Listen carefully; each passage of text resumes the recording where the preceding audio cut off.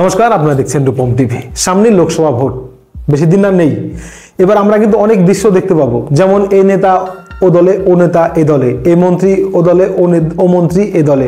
এমনকি আমি আপনাদের পরিষ্কার জানিয়ে দিচ্ছি, অনেক নেতাকর্মী কিন্তু বিজেপিতে যোগদান করবে। এই যে হালেই শুনতে পাচ্ছি কৌস্তব বাগচি, সে নাকি নতুন রাজনীতি করবে, নতুন দল বানাবে। শুভেন্দু অবশ্য বলে দিয়েছে বিজেপিতেই তাকে আসতে হবে, যদি তৃণমূলকে হারাতে চায় তাকে বিজেপিতেই আসতে হবে।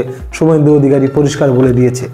তো আমরা কৌস্তব বাগচি আসবে কিনা সেটা নিয়ে পরে আলোচনা করব। এখন যেটা নতুন আলোচনা তা হলো 2024 লোকসভা ভোটকে সামনে রেখে এক সাংসদ, তৃণমূলের সাংসদ বিজেপিতে আসতে চলেছে। নতুন খবর, এক তৃণমূলের সাংসদ বিজেপিতে আসতে চলেছে। মোটামুটি পরিষ্কার, তৃণমূলের সেই সাংসদ বিজেপির মানে মোদি, ভারতের প্রধানমন্ত্রী মোদির যে মন কি বাত রবিবার আজকে যে হয়ে গেল, সেটা সাংসদ রুমে, সাংসদ ঘরে বসে শুনলেন। অবশ্য সাংসদ শুনতেই পারে, যে কোনো দলের যে কোনো নেতাই, প্রধানমন্ত্রী তো মোদি তো প্রধানমন্ত্রী তো দেশের, তো তার মন কি বাত শুনতেই পারে, কিন্তু সেটা তো না। তৃণমূলের সাংসদ আর এই মোদির মন কি বাত শুনবে, এটা তো হয় না। তাহলে নিশ্চয়ই বিজেপিতে আসবে, তাই তো? আসলে আমি কথা বলছি শুভেন্দুর ভাই দিব্যেন্দুর কথা বলছি। দিব্যেন্দু তমলুক থেকে তৃণমূলের সাংসদ। শুভেন্দু অধিকারী যখন বিজেপিতে নাম লেখালো, দিব্যেন্দু অধিকারী কিন্তু বিজেপিতে নাম লেখায়নি। যদিও তার বাবা মানে শিশির অধিকারীকে অমিত শাহ এবং মোদির সভায় দেখা গিয়েছে, তার ভাই মানে সৌমেন্দ্রকেও দেখা গিয়েছে বিজেপির সভায়।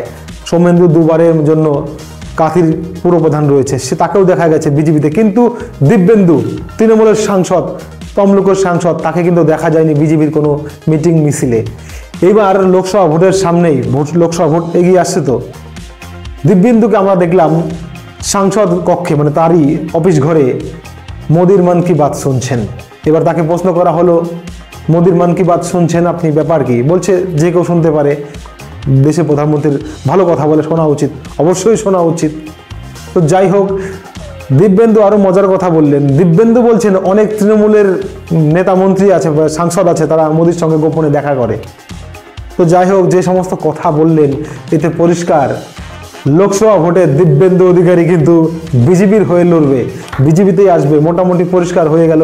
তো যাই হোক, বিজেপিতে আসতে চলেছে তৃণমূলের সাংসদ দিব্যেন্দু অধিকারী। দাদা যেহেতু বিজেপিতে আছে, সেহেতু তাকে তো তৃণমূলে আসতেই হতো বা আসবেই। তো যাই হোক, একটা কিন্তু সাংসদ আবার কমবে তৃণমূলের। খবর ভালো লাগলে সাবস্ক্রাইব, লাইক, শেয়ার করবেন। জয় হিন্দ।